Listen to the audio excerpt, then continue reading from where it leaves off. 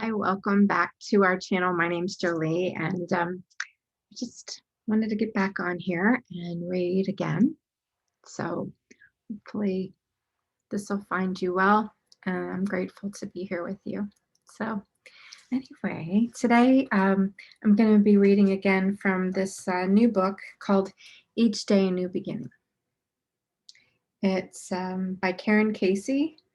They're like daily meditations, so it's a daily book. And so today's July 26th reading, and I'll go ahead and get started. And then we'll say the Serenity prayer after this. And I'd like to hear what comes up for you, like share in the comments. And everybody who shares has really been helpful to me. So I know that as we can encourage each other, then we're not alone. And yeah, it just feels good to be with you. So here we go. All right, July 26th, let's see what we have.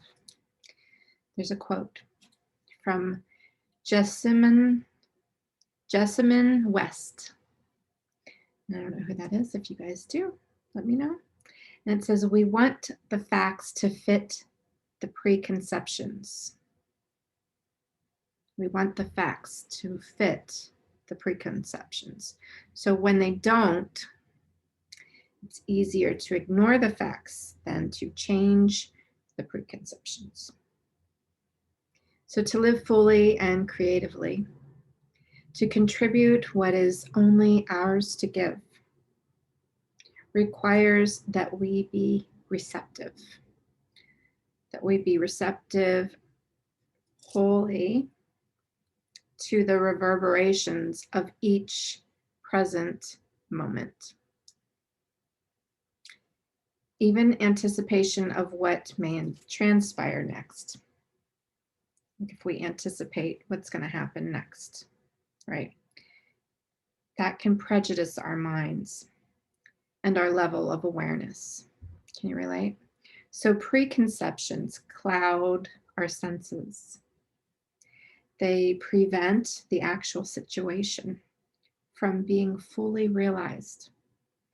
And it is only in the now, as sensed moment by moment, that we find our cues to proceed along the path chosen for us. I like that. Does it need more salt? First, let's taste it. Reminds me of cooking. So as we grow more comfortable with step 3, daily turning our lives and our will over to the care of a God, a higher power of our own understanding, then we'll see how much more rewarding our experiences are as we grow more comfortable in doing that, turning our will over to our higher power. So we'll see too how much greater our own contributions. And there it says preconceptions of any situation, person's anticipated experience dulls that magic, that depth of the moment.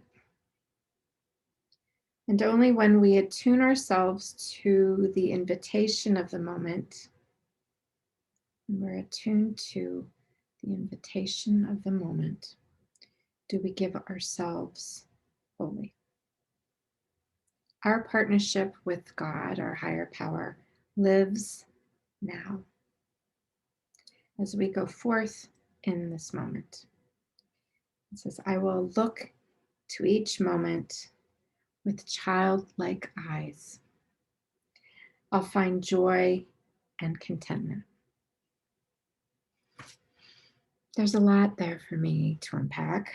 What's coming up for me is number one, when I read, I will look at each moment with childlike eyes. I'm thinking July 26th, we're in Leo season. That's Leo represents in astrology that childlike presence, that childlike thinking and mind and playfulness. and being present. When and before we were aware of our surroundings, really truly of our, not necessarily our surroundings, but when we became self-conscious, for instance, which is uh, Virgo-y, when we are aware of our bodies that are different, but when we're childlike, we're just playing. We're just like, hi, what's your name? It's innocent, it's beautiful, it's pure, it's present. And I was watching all day, it came up on my feed, and it was this movie that came out like 8 years ago, and it's called About Time. And it's about, it's a rom-com, and it has, it's set in England, and it's a really beautiful movie where there's like a father-son relationship, and the men in the family, that's part of it, can go back in time, not to change anything, but to maybe adjust some things. So basically, though, the movie is about love and being present, being fully present, because he goes back and visits the day. So he lives the day one way, and then he goes back to relive it without the worry and the fears that cloud that. And I thought, isn't this just so beautiful if we can just do that? And then here today, this reading is so fitting to live fully and creatively, to contribute what is only ours to give, requires that we be receptive wholly to the reverberations of each present moment, so that we can enjoy each other, so we can be together. I'm just feeling really blessed. I had a wonderful meeting today, and a friend of mine, I was chairing a meeting, and a friend of mine was sharing one of the readings that means something to her. And, just by listening to her, I was like, it's like whenever you tell a story, I feel like like like I was there, and that I feel hugged, like I feel like I was hugged, when I'm able to communicate with her, because she's been through a lot and so many years of recovery, and being open and receptive and present for um, for other people. And she says, what was I wrote down a couple of things she said today. She's like, I better do what I say. I better do what I say, meaning that she better do for herself in her life what she says, so that she can help, truly help. You can't give what you don't have. You can't go, oh, I know what's good for you, and not do it for yourself, because it's not authentic, it's not whole. So I always say, beware of those who give advice that don't take it themselves, right? And I was one of those people for sure. And because I was like, if they would just do what I said, then everything would be fine. But what's my part in it? I have to live and let live. I have to let go. I can't control other people. And I have no cause for anger or fear with other people, places, and things. I mean, if they're going to be abusive, then that's when boundaries come in, right? Family or friends, if they're abusive, if they're if they, if they're harmful to us in ways that, not because they're not doing their thing, but it's about like if they're being, abusive, to us or other people, then we just have limits. right? We can set those limits in a loving way. It doesn't mean to say that we have to say, to make sure that they know that we love them. I mean, it's like, there's different, it's a process. Being present is to be able to, and to have an open perception for me shows me that I can actually witness what's really happening. Yes, my cat's coming. And I can just do the best that I can for the situation. I can pause, I can listen, I can say I need a minute. I need to think about that. And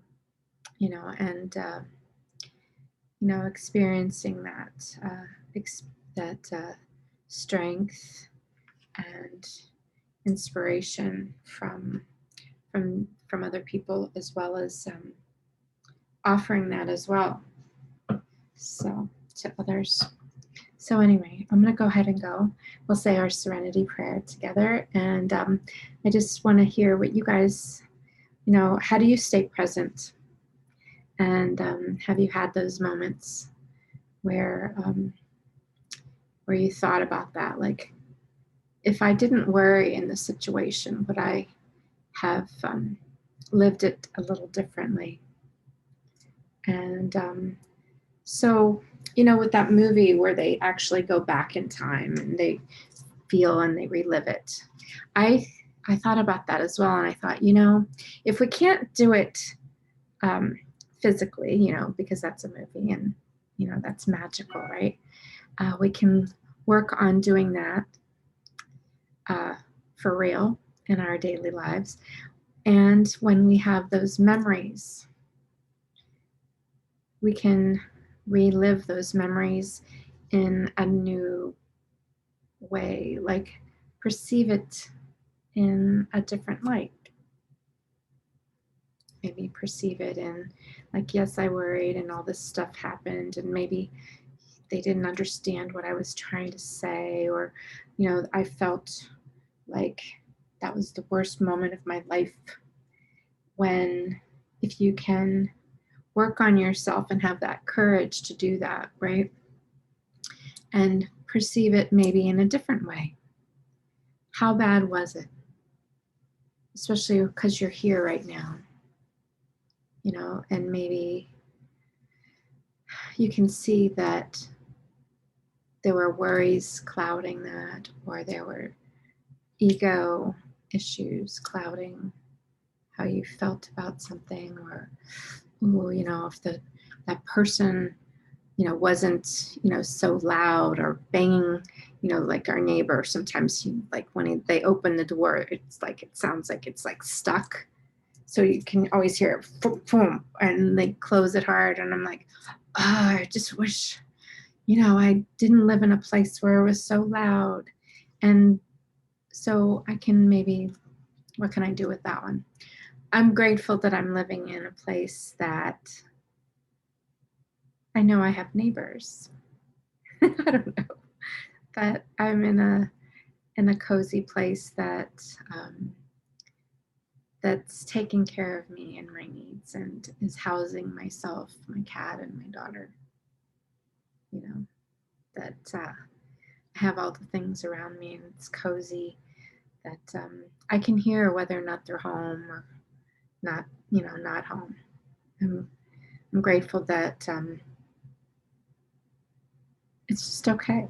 Just enjoy it. Like, okay, yeah, it's loud, huh? Yeah. So, but anyway, I'll go ahead and go. And my candle lit, my Goya candle. Goya, somebody in a meeting said, and I was thinking about the Goya, they said that one of their sponsors gave them Goya olives, and he said it meant get off your ass to the work on himself. And so I'm like, I have one of those, I have these candles, these Goya candles, so it's my get off your ass candle. So I'm gonna go ahead and get off my ass and make some more videos and read. And tomorrow is another day, gonna go to work, and I've been painting on a couple new paintings that are really bringing me joy and helping me to be in the present moment. Yeah. Okay. Let's say the Serenity prayer together. All right. God, grant us the serenity to accept the things we can't change, to have the courage to change the things we can, and the wisdom to know the difference. I love you guys. Bye. See you soon.